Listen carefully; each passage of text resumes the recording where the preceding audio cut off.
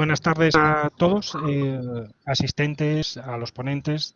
Esta es la mesa redonda del taller Lenguas Modernas, similitudes y diferencias sobre la semántica verbal, en el que hemos contribuido distintos estudiosos de este tema, la semántica verbal, en lenguas diferentes, lenguas modernas, lenguas antiguas, con métodos distintos y, sin embargo, tratando problemas que en muchas ocasiones presentan similitudes fundamentales, como hemos podido ver o hemos tenido la ocasión de ver en las ponencias.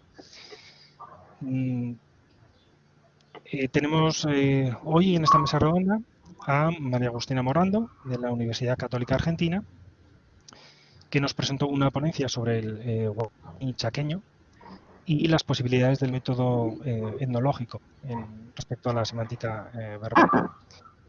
Tenemos también a Luana Amaral y Marsa Cansado, que llevan a cabo un proyecto de semántica verbal del portugués, VerboWeb. Y tenemos a José Virgilio García Trabazo, que nos presentó un estudio de la semántica verbal del hitita y del luvita, ¿no?, de las lenguas anatólicas antiguas, unas lenguas del grupo indoeuropeo de la Edad del Bronce, entre el 2000 y 1000 a.C. Y yo mismo, el que les habla, Carlos Gracia, de la Universidad de Alcalá, que presenté una ponencia también sobre el egipcio antiguo, una lengua de más o menos esa misma época, del grupo afroasiático o camito-semítico. En principio, la idea que podría parecer así un poco peregrina, en mi opinión ha sido muy enriquecedora. Yo he aprendido muchísimo y me ha hecho pensar sobre determinados enfoques que he estado utilizando para el egipcio antiguo, hasta qué punto podían ser útiles o menos útiles. Me ha dado nuevos matices a la hora de analizar mi propio trabajo, ¿no?, intelectual.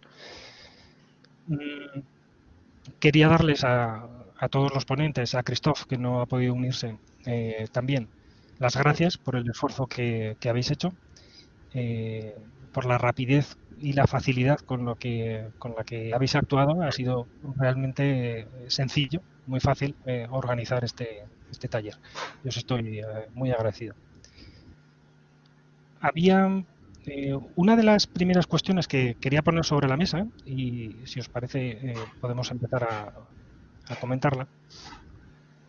Es una cosa que dijo Christophe en su ponencia, y que utilizaba el término lenguas vivas para referirse a lo que estaba haciendo él con el griego antiguo. Y él venía a decir que utilizaba o que enseñaba a sus alumnos el griego antiguo como si fuera una lengua viva.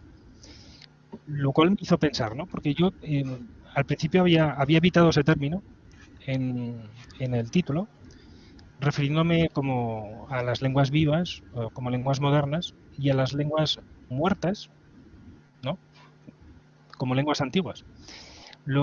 Y es una idea a la que me resisto a entrar, que se utiliza, lenguas muertas, evidentemente eso es obvio, es bastante frecuente, pero desde el momento que hay alguien que es capaz todavía de leer un texto de hace 4000 años, la lengua muerta, es cierto que no tenemos probablemente el 100% de la información, pero sí el canal de comunicación se ha restablecido. Y esta es una idea que particularmente en el hitita o en el egipcio, que son lenguas de alto impacto social, por así decir, ¿no? Todo el mundo más o menos ha visto un jeroglífico egipcio o una tablilla cuneiforme y en los museos, y está en el imaginario cultural occidental, por así decir, como una cuna de la civilización, etcétera. Esa idea me parecía interesante, el hecho de que pueda desaparecer una lengua y en un momento dado se pueda recuperar. En el caso de la egiptología, ¿no?, con el desciframiento de Champollion, se pueda recuperar una información que había estado borrada por los siglos. La lengua no murió, finalmente, estaba malherida, por así decir, ¿no?, pero reaparece allí. Es verdad que en una forma parcial, una escritura determinada, no tenemos hablantes, etcétera. Y ese era el primer tema que os quería comentar. No sé qué impresión tenéis vosotros, a lo mejor José Virgilio también te dedicas a lenguas antiguas. Dime. Sí, Me has visto que levanté la mano, ¿no? sí, José Virgilio, dime. Sí, bueno, muchas gracias por tu introducción. Quería comentar esto de que también vi en el vídeo de Christoph, que es una clasificación muy interesante. Los de clásicas, porque yo soy de clásicas en origen, luego ya me metí en la lingüística histórico-comparativa, lingüística indoeuropea y tal, pero de formación soy de clásicas, ¿no? Como Christoph, ¿no? Que se dedica al griego clásico. Entonces, no nos gusta nada la idea de lengua muerta. Es como una especie de, no sé, como un estigma, ¿no? Como llamarlo, en realidad es como sentimos que nos llaman a nosotros los que no se dedican a esto o los que no ven muy bien para qué sirve, ¿no? Y entonces, pues claro, aquí yo creo que lo que él trata de introducir es que se pueda llegar a tener una competencia similar en una lengua de las nuestras, ¿no? Como el egipcio antiguo o como el hitita, que son lenguas recuperadas. El caso del hebreo yo creo que también se podría comparar y que ahora precisamente pues es la lengua oficial de un estado, precisamente, ¿no? Imagínate tú que en el estado egipcio actual se les hubiera dado por recuperar el egipcio antiguo y lo hubiera puesto otra vez de lengua oficial, con los jeroglíficos y todo. ¿No? En cierto modo es una cosa similar, ¿no? Aunque yo no sé, tengo mis dudas de lo que ocurre con el caso del copto, ¿no? Tengo entendido que el copto es una pervivencia de la misma familia del egipcio antiguo. Corrígeme si estoy equivocado. No, es correcto. El copto es la última fase Entonces del estamos egipcio. ante un caso que es diferente al del hitita. Las lenguas anatolias quedaron completamente sin descendencia, es decir, no hay ningún representante de esa familia en la actualidad ni lo había ya pues antes de la antigüedad. Hombre, se puede dudar si hubo hablantes pues del lubita, que sí permaneció más tiempo, ¿no? Entra en el primer milenio ya, y probablemente hubo hablantes de lubita quizá hasta, pues incluso hasta época helenística, ¿no? Pero bueno, como mucho, llega hasta ahí y luego si tenemos las lenguas anatolias del primer milenio ya más conocidas, el cario, el licio, el lidio, que entraron en contacto con los griegos, cogieron su alfabeto, entonces estamos ante un ámbito cultural ya muy diferente al de los hititas. Pero bueno, volviendo al tema que me interesaba, que pusiste sobre la mesa y que propuso Christophe, es si sería posible, ¿no? Lograr una competencia similar a la que tendría un hablante nativo en esa lengua. Entonces, la propuesta me parece tremendamente interesante. De hecho, yo conozco gente que es capaz de hablar en el latín clásico y también los hay, aunque menos, que consiguen recuperar pues una cierta competencia en el griego clásico. Si lo trasladáramos a las lenguas que conocemos nosotros, el egipcio antiguo o el hitita, me temo que eso no podría ser del todo factible. En el caso que yo conozco de las lenguas anatolias, para empezar, porque aunque conocemos prácticamente, digamos, la interpretación de los textos, desconocemos, por ejemplo, de algunas palabras, desconocemos la pronunciación. Y tenemos, suplimos el lexema, ¿no? Por el uso de los logogramas o de los ideogramas. Y entonces, un uso cotidiano, práctico, pues ya para empezar en ese caso estaría pues excluido, ¿no? Pero claro, eso no sería lo básico del asunto. Lo básico del asunto sería que la competencia como hablante nativo, si de verdad supone una ventaja para la investigación de esa lengua. Y eso es lo que ahí Exactamente. ya yo no estoy tan seguro. Porque un hablante nativo puede tener una competencia a un cierto nivel, pero si a mí, por ejemplo, me interesa, pues pongamos por caso, si una palabra está relacionada con otra, pues semánticamente o está relacionada etimológicamente, pues ya el hablante nativo no me va a hacer no me va a dar esa información, ¿no? Es decir, es un tipo de competencia que por supuesto es muy interesante, pero que ya es distinto de la competencia científica, por así decir, ¿no? Yo establecería ahí una dicotomía que creo que es importante tener en cuenta. Es decir, no me parece mal, por supuesto, pero no soy tan entusiasta como le vi al profesor Rico, ¿no? en su vídeo. No sé si opináis algo parecido. Sí, a lo mejor las que os dedicáis a lenguas modernas nos podéis iluminar sobre este punto, ¿no? Era interesante lo que comentaba, yo creo, José Virgilio, la diferencia de competencia o más bien de intereses, a lo mejor también, ¿no? Entre el hablante, el informante y el estudioso de una lengua. Y a lo largo al hilo de esto, también la cuestión de qué influencia tiene el hecho, porque tenemos los dos casos aquí, el hecho de que trabajemos sobre nuestra propia lengua, como el caso de Marcia y de Elvana, o sobre una lengua distinta, ¿no? Como el caso entiendo que es tu caso, ¿no, María Agustina? Tú no eres nativa del guaraní chaqueño. No. Entonces, tenemos perspectivas, evidentemente ni José Virgilio ni yo somos nativos del 2000 antes de Cristo, pero vosotras sí, sois nativas de la lengua que estudiáis. Entonces, a lo mejor podemos hacer algún paralelo interesante entre estas diferencias. Tenéis la palabra, la que queráis. A mí lo que me ha llamado la atención sobre esta suerte de proceso de revitalización que propone Christoph del griego antiguo es puntualmente sobre la traducción del cuento de Hansel y Gretel al griego.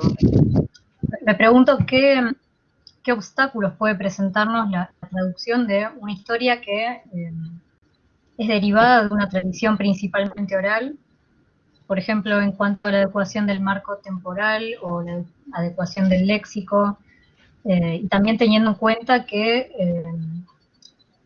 no podemos acceder a esas rutinas metacomunicativas que también tienen un poco que ver con esta transmisión de estas historias que son principalmente orales, ¿no? Orales. Porque en mi caso, yo, si quisiera hacer eso, puedo recurrir a un hablante del guaraní chaqueño. Pero en este caso no se puede recurrir a un hablante que pueda cotejar esas informaciones. Exacto.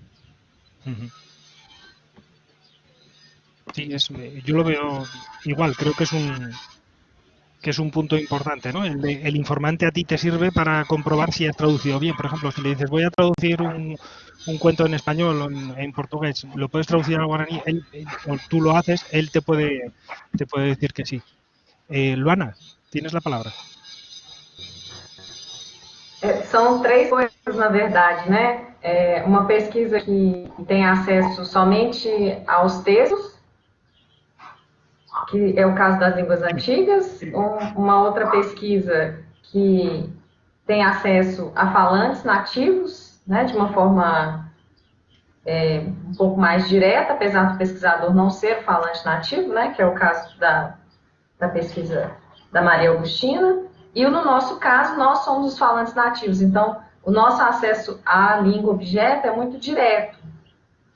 Assim, a gente tem acesso a elementos da língua que não necessariamente são encontrados em textos, né? Porque a gente pode julgar certas questões da própria língua.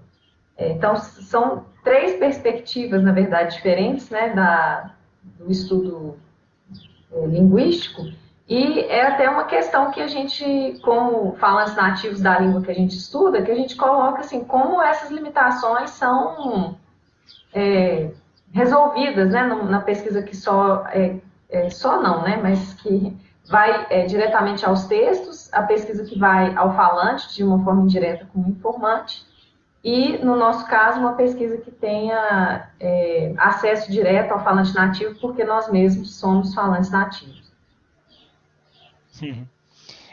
Por lo que entendí de vuestra ponencia, trabajabais a los dos niveles, ¿no? Por un lado ibais a los textos o trabajáis con corpus textuales y al mismo tiempo hacíais también como comprobaciones con hablantes. No sé si es correcto. Sim. Posso entrar? Didi, sí. Bom, só esclarecer assim, né, como que nossa coleta de dados, né, se deu ou se dá, né, nós estamos num pesquisa em andamento, a gente usa a intuição, né, dos pesquisadores.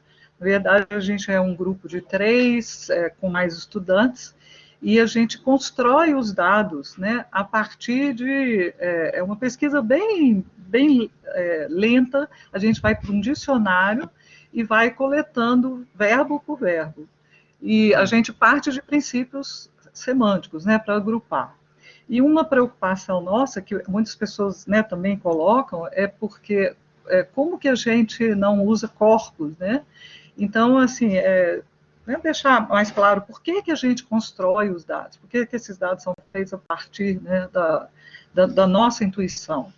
Porque a gente pretende, né, percorrer todo o léxico verbal do português brasileiro e colocar os verbos em grupos. E se a gente usando um corpus real, a gente corre o risco de não encontrar vários verbos de algumas classes. Então, a gente optou por usar primeiro essa intuição e depois a gente tenha, né, aí um instrumento forte a nosso favor da nossa pesquisa, a gente vai ao Google, né, no Google do português brasileiro, e checa os dados. Então, a gente teria primeiro uma fonte, que são os dados construídos, mas teria também uma checagem em dados.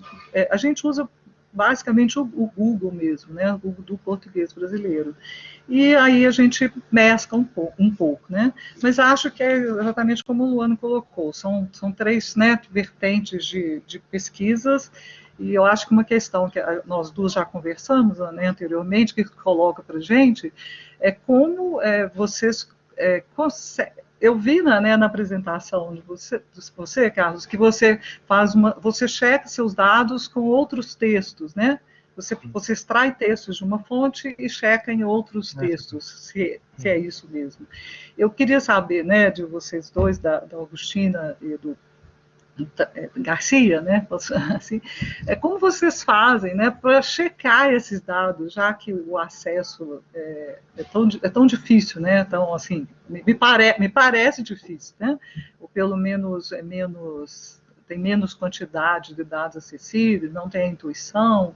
Então, não sei se cabe, que eu gostaria de ouvir um pouco como é feita essa checagem dos dados, né, num trabalho que usa corpos, né, de textos, de outras fontes. Nosotros, vamos, el trabajo la investigación que realizo es un corpus muy grande, funerario, está en unos ataúdes y en ocasiones lo que hago es, la ventaja que tengo de corpus es que tengo muchos documentos, eran unos textos que se copiaban en muchos ataúdes distintos por cuestiones religiosas y eso me da esa variación que me da una información clave. Hay otra cosa que has mencionado tú antes, José Virgilio, para contrastar las informaciones sobre la semántica lexical, y es la escritura, que a lo mejor en una lengua que utiliza una escritura alfabética pierdes esa información porque no interesa al hablante, pero en una lengua antigua como nosotros, la escritura sí que nos está dando, si es ideográfica, nos está dando información que a veces puede ser semántica.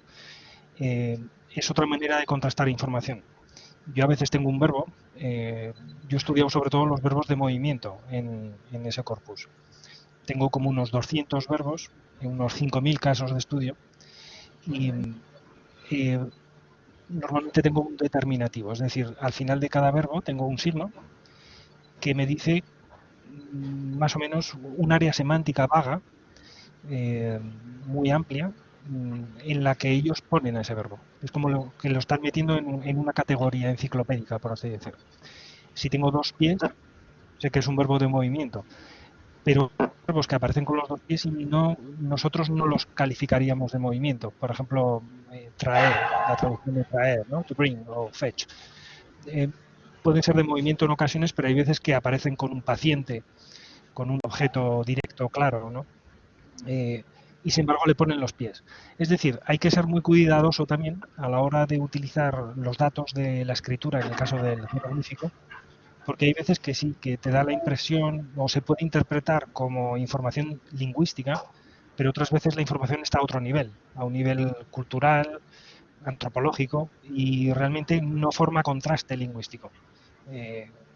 Entonces, bueno, la gran variedad de textos es lo que te permite el poder contrastar unidades siempre en el contexto en que aparecen, para estar seguro de que es el mismo verbo, el mismo significado, y hay también la opción contraria, es decir, puedes encontrar un verbo que tiene varios determinativos, que cambia de determinativo según en qué contexto se utiliza.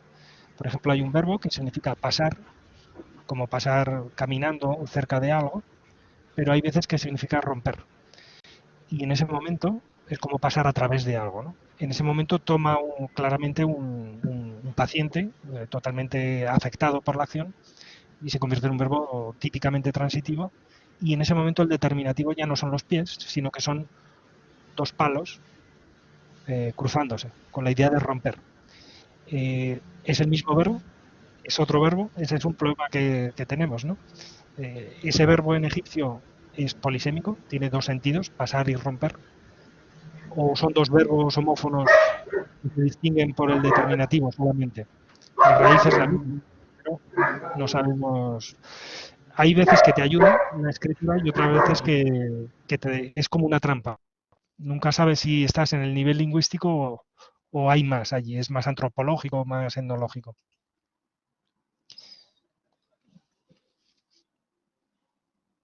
¿Queréis comentar alguna cosa más sobre esto que hemos estado hablando, de cómo sacar información de los informantes? Yo había una cosa, un interés que tenía para Marcia, en cuando tenéis información, por ejemplo, contradictoria, por ejemplo, utilizáis un corpus que a lo mejor diacrónicamente tiene profundidad, donde aparecen expresiones más antiguas, y luego lo confrontáis con Google, por ejemplo, o con hablantes más actuales, por así decir. ¿Qué criterios elegís para determinar? ¿Lo notáis todo? Anotando que una expresión puede ser más antigua, por ejemplo, o decidís que es el mismo verbo que ha cambiado. ¿Cómo interpretáis los datos cuando hay contradicciones entre los distintos informantes que utilizáis?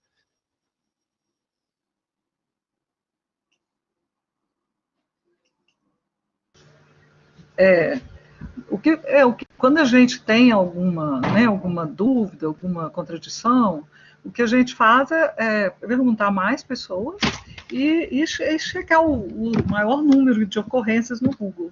E realmente algumas questões ficam meio em aberto, e mesmo também porque tem muito regionalismo no Brasil, né? Então tem propriedades sintáticas que alguns não aceitam, outros aceitam. Então assim, ficam algumas dúvidas, mas no geral a gente parte mais pela essa ideia de uma maior aceitabilidade entre os pesquisadores, né?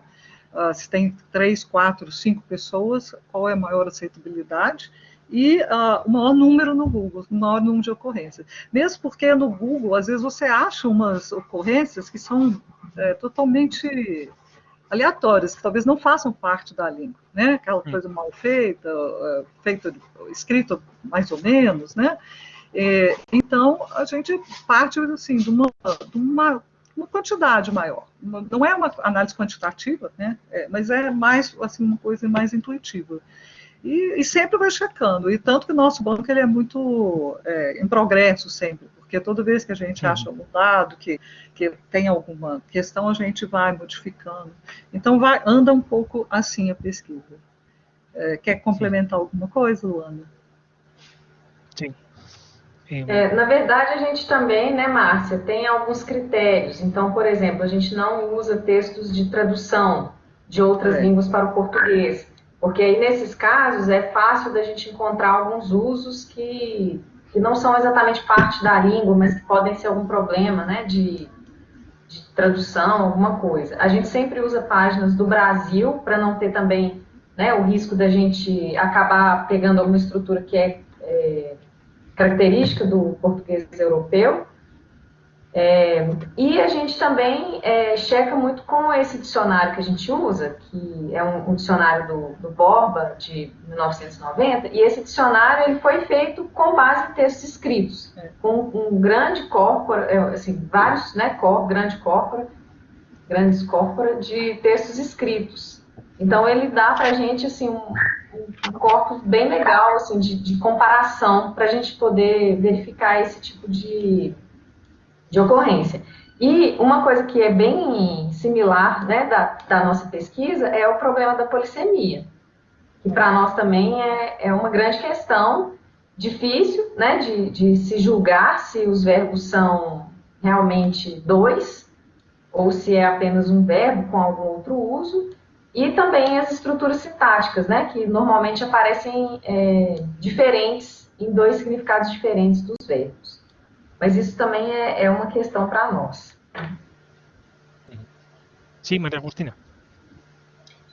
En respuesta a la pregunta que había hecho Marcia, en mi caso, por ejemplo, la mayor parte del corpus en la lengua indígena proviene de situaciones espontáneas registradas en el campo, y tengo también la posibilidad de chequear las informaciones, las traducciones, las transcripciones, no solo con los mismos hablantes, sino con otros hablantes, y además tengo la posibilidad de contrastar la información con otras informaciones más bien de tipo históricas, que en el caso de esta lengua provienen de materiales franciscanos, sobre todo materiales lexicográficos, diccionarios, listas de términos. Tengo también disponibles otros tipos de recursos como textos más bien religiosos en esta lengua, también dejados por los franciscanos. Y bueno, eso en cuanto a la pregunta que había hecho Marcia. Tengo también unas preguntas para Luana y Marcia. En primer lugar, si han realizado trabajo de elicitación para comprobar, por ejemplo, los ejemplos que están en el verbo web con otros hablantes del portugués que no forman parte del equipo de investigación, y cómo proceden también frente a los verbos que poseen significados diferentes en el verbo web. Es decir, se glosan diferentes, se incluyen dentro del mismo verbo los distintos significados, o se colocan aparte. Se eu entendi direito, como que a gente faz com verbos que têm sentidos diferentes, o mesmo verbo, uma polissemia, é isso? Isso. A gente tem colocado como verbo 1, verbo 2, verbo 3, até usos metafóricos também a gente coloca, principalmente, por exemplo, no caso de verbos psicológicos, né, que é uma área que a gente tem trabalhado bastante, os verbos psicológicos, verbos físicos são muito metaforizados, né, para a questão de verbos psicológicos. Então, a gente tem usado assim, o máximo de ocorrências que a gente consegue colocar, né, perceber ali na hora da pesquisa daquele item lexical, a gente vai numerando, né? Por exemplo, quebrar 1, quebrar 2, quebrar 3, quebrar 4, e sempre a gente segue uma direção que é do mais físico para o mais abstrato, seguindo a ideia né, do Lakoff, da metáfora sempre ocorre do físico para o abstrato. Então, a gente tem feito dessa maneira, que aí você tem um léxico mais amplo, maior, e sempre com a possibilidade de entrar novos itens. Isso que a gente tem educado. Una pregunta, Marcia, también al hilo de esto, muy interesante el problema de la polisemia, en efecto. ¿Cómo haces? Dices, si registras significados, digamos, quebrar 1, 2, 3, 4, y hay otros que son más metafóricos, ¿utilizas algún criterio de frecuencia para decir a partir o de contexto, de un contexto más restringido puede ser más metafórico o una frecuencia muy baja? Na verdade, o banco de dados ele não traz nenhuma explicação teórica nem metodológica, né? O banco está lá. Então, o que a gente segue, né, por trás, a ideia é assim, a gente coloca a sentença. Então, o sentido daquele verbo vai ser a partir daquela sentença. E a gente não olha muito ocorrência, não, assim, por enquanto ainda de cada item, né? É um trabalho que ainda não dá para fazer isso. É um trabalho desejado, né? Mas a gente ainda está coletando os dados, tem uns 1.500 verbos, e isso é muito pouco em relação ao que, né, uma língua tem, principalmente que a gente usa esses itens polissêmicos. Realmente é um pouco intuitivo, né, Luana? A gente vai colocando talvez, né, talvez por ser partir da nossa intuição, o item que a gente pega primeiro é o que é mais usado. Vamos partir desse princípio, provavelmente, né? Então, os itens que vão entrando vão sendo a partir da intuição mesmo dos pesquisadores. Mas não tem uma metodologia assim, muito, né, restrita sobre isso. A única coisa que a gente faz para a pessoa entender qual item que está sendo usado, né, é a sentença. Então, se você tem uma coisa como o João quebrou o vaso, né, eu não sei se vocês têm, o verbo quebrar é quebrar mesmo, não sei se em espanhol é quebrar, partir, não sei, né? Aí em português a gente tem uma expressão que é João quebrou a cara. Isso quer dizer se decepcionou. Ok. Entendeu? Então, quando o falante de português deparar lá com João quebrou a cara, ele vai entender que é o sentido de decepcionar, é o sentido mais psicológico, né? Se ele vir uma sentença como quebrou o vaso, ele vai entender que é o sentido mais físico. Então, a ideia é isso, a partir da sentença ele vai extrair o sentido que a gente está usando. Es que cuando has comentado ese punto, me ha venido a la cabeza una cosa muy típica de los verbos de movimiento, en general, o en bastantes lenguas, que es un uso metafórico de los mismos. Cuando se dice, por ejemplo, Pedro baja por la montaña, es el uso normal, ¿no? Tienes un actante que produce el movimiento, un agente débil o como lo quieras llamar, y luego tienes un espacio, que es la montaña, pero también puedes decir, el camino baja por la montaña. Lo puedes decir en español. Y el camino no hace nada, el camino está quieto. No es el camino, es parte del espacio. Evidentemente el verbo bajar, ahí, lo estás usando metafóricamente. No, el camino no se mueve. Y es difícil de codificar eso, ¿no? Desde el punto de vista semántico, de lactancia. ¿Quién se mueve allí? Tengo un verbo de movimiento, pero cuando yo digo el camino baja por la montaña, lo que tenemos es un cuadro sin movimiento. Tenemos un panorama. O puedes decir también, el sendero serpentea. Por ejemplo. Estás describiendo, ¿no?, una forma y, sin embargo, estás usando el verbo de movimiento. A mí particularmente esos usos me rompen la cabeza. Son de esos que realmente no sé cómo colocarlo, ¿no? En mi opinión, pero es una opinión totalmente personal, quiero decir que no me baso en nada, es el mismo verbo. Serpentear es serpentear y bajar es bajar, pero el sentido es totalmente distinto. Y ahí una aplicación metafórica, claro. Sí. Os verbos de movimento são muito metafóricos, né? Eles são bem metafóricos, os verbos de movimento. É difícil a gente perceber aonde deixa o sentido realmente passa a ser um sentido mais distinto, ou não sei se você às vezes está só é uma mudança de papel temático. Deixa eu dar um exemplo. Por exemplo, você falar assim, o João veio para o Brasil. A água veio lá de cima. Você está mudando aí só, não o sentido do verbo, mas talvez qual o tipo a função semântica de quem faz. Então, eu acho que não é tão simples assim, realmente, você estabelecer quando quando realmente o sentido seria um outro item lexical, né?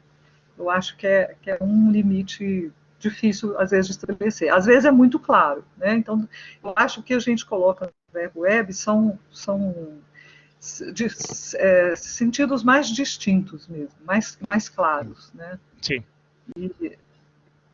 Bom, é uma pesquisa que está começando, né? Então a gente vai Sí, sí. tentando.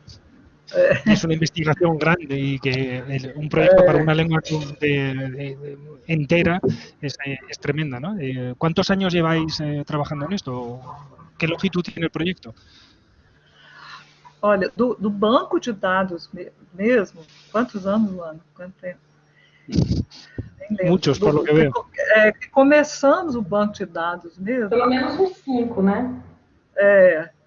Mas eu trabalho nessa questão de classificação de verbos desde 95, desde a minha tese de doutorado, que eu trabalho, oriento classes de verbos. Então, quando a gente pensou em fazer o banco, já tinha muito trabalho feito de classes de verbos. Então, não foi a gente sentou e falou, vou começar, né? A ideia de colocar num banco de dados, eu tenho 5 anos, mas já tinha muitos trabalhos sobre classes verbais do português brasileiro. Agora, falta gente, né? Eu não tenho pessoal. Aí você tem que ir orientando, a Luana, que foi me orientando agora, professora também, mais orientando. Falta gente, né? Como deve faltar para vocês também, né? Sí, se a gente tivesse um grupo maior, né? Tiene aspecto de ser un proyecto muy grande, sí. Había otra cosa que, bueno, han ido saliendo muchos temas que había apuntado, que a mí me interesan. El de la falta de informantes y cómo se pueden sustituir con corpus que hemos estado hablando. Hay una cosa que os quería comentar, porque la mayoría aquí sois de lenguas modernas, que es la sensación que tenemos, parece que estoy aquí un poco llorando, ¿no? Los que nos ocupamos de lenguas antiguas, de que no aparecemos en la lingüística general. Es decir, que cuando tú coges un libro de lingüística de inglés o de francés o de alemán, hay citas a otras lenguas modernas, al japonés, al chino, pues depende de los intereses o de los asuntos, pero raramente te puedes encontrar con alguna cita en latín, pero no te encuentras con una cita de hebreo antiguo, de chino antiguo. Es como que las lenguas se murieron, ¿no? Pasaron. Y es una pregunta que os quería hacer. ¿Pensáis que tiene que ver con la idea de sincronía de la lingüística estructural? Es decir, lo sincrónico no tiene por qué ser lo presente, evidentemente. Si tú consigues hacer sí, la sincronía pura no existe, ¿no? ¿Verdad? Porque no hablamos todos igual. Hay una diferencia de edad entre las personas, por ejemplo. Pero me refiero, yo trabajo con unos textos que a lo mejor se han estado copiando durante 300 años o 400 años. Entonces mi concepto de sincronía es así de grueso. En cambio, el vuestro, que trabajáis con Google o con un diccionario que tiene 30 años, por así decir, vuestro concepto de sincronía es mucho más estrecho que el mío. Pero eso no quita para decir, hombre, si estamos haciendo todos lingüística, ¿por qué no aparece nunca un ejemplo en griego antiguo, ¿no? o en hebreo bíblico, en egipcio, porque hay muchas lenguas que son muy ricas, ¿no? El caso del egipcio, que tiene una historia de 4.000 años, que todavía funciona como lengua litúrgica en la iglesia copta, como comentabas tú antes, o el chino. El chino, tenemos datos desde el 2500 antes de Cristo por ahí y se sigue hablando. Quiero decir que es la lengua más longeva sobre la Tierra, documentada al menos de manera escrita, y parece que está como desperdiciada, por así decir. Es como que tienes ahí la bodega llena de material que dices, bueno, ¿y esto qué hacemos con esto, no? Y por eso en mi ponencia os planteaba este tema de manera más o menos implícita sobre la aportación a la semántica lexical de esta monografía que os comentaba del profesor Winnan, donde ha intentado hacer una reestructuración no solamente del egipcio, digamos que introducir la teoría de Wendler en general o de toda la corriente de semántica lexical en el egipcio antiguo, sino también que aporta categorías inspiradas por la lengua que que está trabajando, como la de implícita dentro de los graduales o de las realizaciones o de los verbos que cambian de estado, ¿no? Estos que serían unas graduaciones implícitas que vienen a dar una idea muy clara, una descripción lingüística bastante clara de los procesos que se llaman de cualidad y que en las lenguas afroasiáticas están verbalizados. Tú puedes coger, yo tengo casos que te quedas impresionado hasta qué punto se puede verbalizar una cualidad. En acadio o en egipcio tú puedes decir nefer kui, por ejemplo, yo soy bello, es decir, con un adjetivo, o yo soy bueno, perfecto, pero lo puedes coger con un nombre también y puedes decir yo soy rey, ¿no? Nesu kui, y es lo mismo. Y de cualquier palabra haces un verbo en el estativo.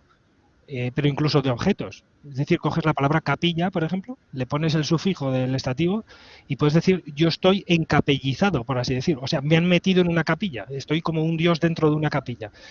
Entonces, esa idea de un proceso gradual que tú te vas convirtiendo en algo, hay una forma verbal específica que se llama estativo en egipcio, permansivo en acádico, etcétera, que indica un estado final que luego en las semíticas occidentales desaparece y se llega a la oposición de perfectivo e imperfectivo, ¿no? Nada más. Cuando intentas, tú tienes ese problema, ¿cómo explico? Porque hay verbos que tienen esta forma, otros que no. Y esa explicación puede ser de utilidad, es el ejemplo que os quería poner, para la lingüística general, es decir, para enfrentarnos a la semántica verbal en cualquier otra lengua. Lo mismo que nosotros utilizamos los test típicos que empezaron con el inglés, ¿no? Con Comrie y los utilizamos a nuestras lenguas para ver si funcionan. Incorporar datos de lenguas que normalmente no son mainstream, ¿no? Por así decir, no son lenguas fuertes en la investigación lingüística. No sé, cualquier idea que tengáis sobre esto. Sean antiguas o modernas, ¿eh? Eu realmente, assim, eu acho que a gente, né, trabalha com linguística, né, com a língua moderna, realmente a gente não pensa que, eu pelo menos, eu não, quando você me convidou para participar, né, desse Itália, eu nunca parei para pensar que realmente a pessoa que trabalhasse, né, com língua, vou falar não mais falada, não é língua morta, que você, né, iria, que existam linguistas mesmo trabalhando, né? Eu acho que não passa pela cabeça, realmente a linguística é muito, né, olha ali no momento, são as línguas mais né, famosas, vamos dizer assim, as línguas indígenas eles usam bastante, mas poderia muito bem a gente fazer um trabalho de comparação, né, com essas línguas mais antigas, né? Seria bem interessante. Eu fico pensando, a gente fez um trabalho agora sobre verbos psicológicos, né, Luana? Seria bem interessante ver como esses verbos são vistos da forma semanticamente, são colocados, que tipo de transitividade, que tipo de função semântica eles teriam nas línguas antigas, que eu acho que isso dá uma visão também da visão do homem sobre o mundo naquela época, né? Eu acho que realmente faz falta, e é muito enriquecedor se a linguística, né, visse mais as línguas, essas línguas mais antigas. Realmente, eu achei muito interessante os trabalhos, porque assim, é difícil da gente entender, né? Exatamente porque a gente não tem esse contato, mas eu achei assim, muito enriquecedor. E poderia ser feito um trabalho de comparação, né? Assim, com descrição linguística de língua moderna e língua antiga. Eu acho que seria muito rico, né?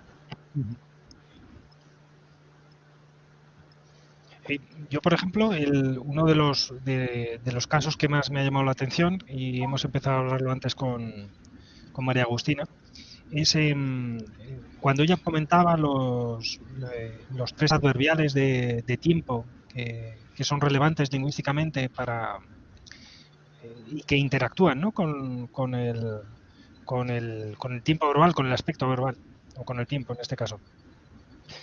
Y me llamaba mucho la atención el término Arakae, si me equivoco me corriges, María Agustina. No, está perfecto. Que es nos retrotrae a una